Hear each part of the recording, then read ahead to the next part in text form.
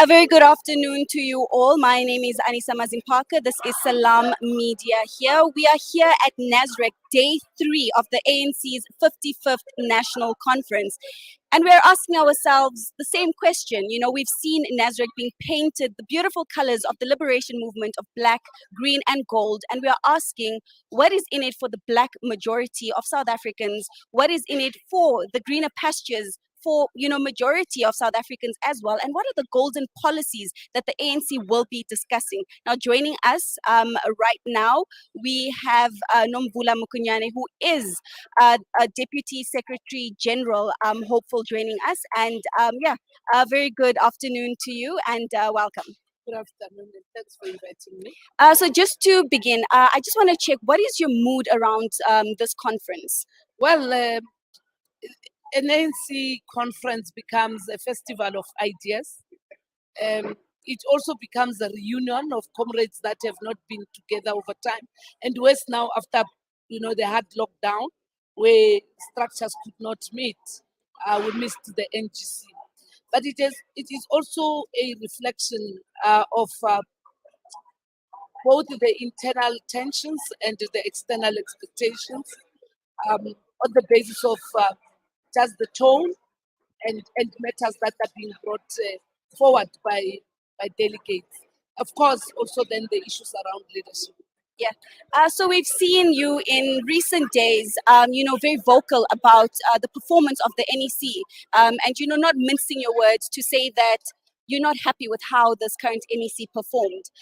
Do you still maintain? I still maintain, and without excluding myself. Yes, you've been very clear about that. Without excluding myself, because we all know what we expected to do, and we didn't do.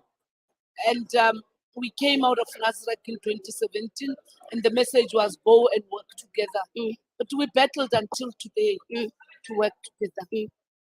You can see how coming up to this level, branches broke the slates. Many of us were nominated by everybody, irrespective of a preferred president, which I'm very humbled about. And now coming here, delegates are now being forced to choose a package, when in fact the nominations did not come with a package.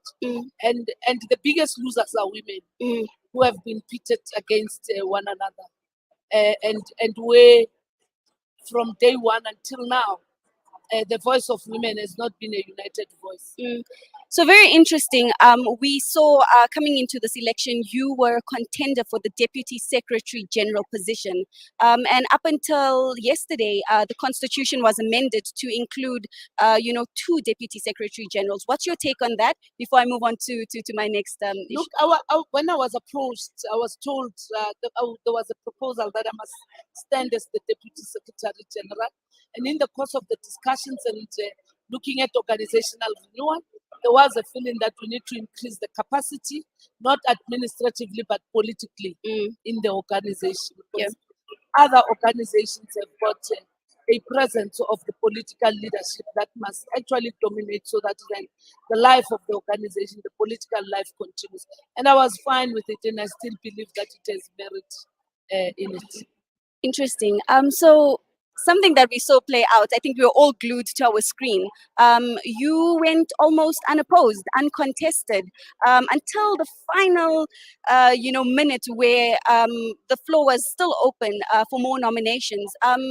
How do you feel about that? I mean, you did mention the fact that there's this contestation, there's no space for women, and we see that, there's another, we open up, 2 Deputy Secretary General positions, but yet again, there's one that's highly contested by 2 women. I did speak to someone from the ANC Women's League, and they did make it clear to me yesterday that it's not women contesting each other, it's women contesting positions. Do you agree with that? I don't. And I think I'm a member of the Women's League. And I would not want to deal a lot with what has happened, because historically, even when women compete for position, the Women's League would always bring all of them together. It has not happened.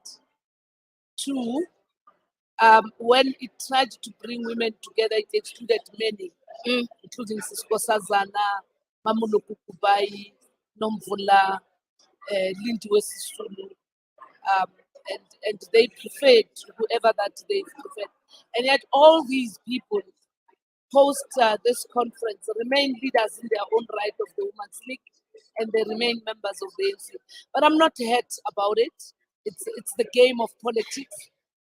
My life in politics has never been an easy one, and the good thing that has strengthened me in my commitment is to know that there must be diversity, and where there's contestation, I need not take it personal. But yes, of course, some of the things that happened yesterday, I've never seen them in my life. I mean, the nomination was closed 3 times, and but again, it got opened. Well, that's a case for another day. Let's now go and vote. I need to go and vote for myself. I do apologize. And just a quick one. What's your take on what has been happening to Batabile Dlamini, and how, as a former president of the Women's League, and how the NEC has been treating her case, because it seems that she was. I don't know how I was told it was referred to the steering committee or the integrity committee. Have they changed their minds about revoking the letter that they had sent to her? Bata is engaging them. Bata is a friend to me, is a sister, is a comrade. She's my leader. She's my former president. And I do think that for an organization like the ANC, what would have been appropriate for me was to contribute towards corrective measures rather than condemnation. It is a duty of an organization like this one not to destroy people, but to help build people, especially where you have individuals that are still prepared to subject themselves to the organization. But Batabile is larger than being in the NEC. Her footprints are everywhere, and I'm sure that being in the NEC, yes, she's entitled to that. But serving the people of South Africa, who can put her in any corner, she will do it. Most definitely. And just as a parting shot, which slate, so to speak, do you now fall under, and how is that going, and who will you be voting for? Look, all along, before the election process started, there was a position that I took to say I'm prepared to serve with anyone. And even now, I still maintain I'm prepared to serve with anyone. But what has been impressive for me, I have been approached by Comrade Zweli. I have been approached by Comrade Paul to say, let's work together. But notwithstanding that, we must allow also that you may interact and you may enjoy support across, as it has happened with the nominations. Most definitely. I know I did say it was the last question, but this is my last question, knowing that you are very you take the bull by the horn. So I need to ask you a question, because you did mention Dr. Nkosazana Dlamini Zuma. Now, looking at what happened in Parliament just the other day with regards to the report, we saw that she did not vote with the ANC, and some people would say she did not vote along party lines. What's your take on that, and especially the fact that this NEC has pushed it to the next NEC to deal with? I empathize with Sisko Sazana, Yeah, because I was in the NEC, and how that NEC was handled and how it was abruptly stopped. I can understand how she felt. yeah. And she didn't vote for the impeachment of the president. She was supporting the report that was saying, let there be a process to look at the matters. And that's where I also stood on this matter, that there is, you can't say you need people who must help you on how to go about, and then immediately you just throw away that kind of a report. So I empathize with her. Ask me if I was a member of parliament, I would have reflected deep on it, and maybe I would have voted differently. Thank you very much. Thank you. Thank you very much for your time Thank and all the you. best. We will be I need catching up that. and following Thank you. with you. That was Nomvula Mokonyane, who is a contender for the first Deputy Secretary General position. And we did see that there has been two positions that have now been opened. Initially, she was contesting as the Deputy Secretary General. We saw last night that she almost went unopposed and uncontested. So we're just going to have to wait and see, because there are now two people that will be contending.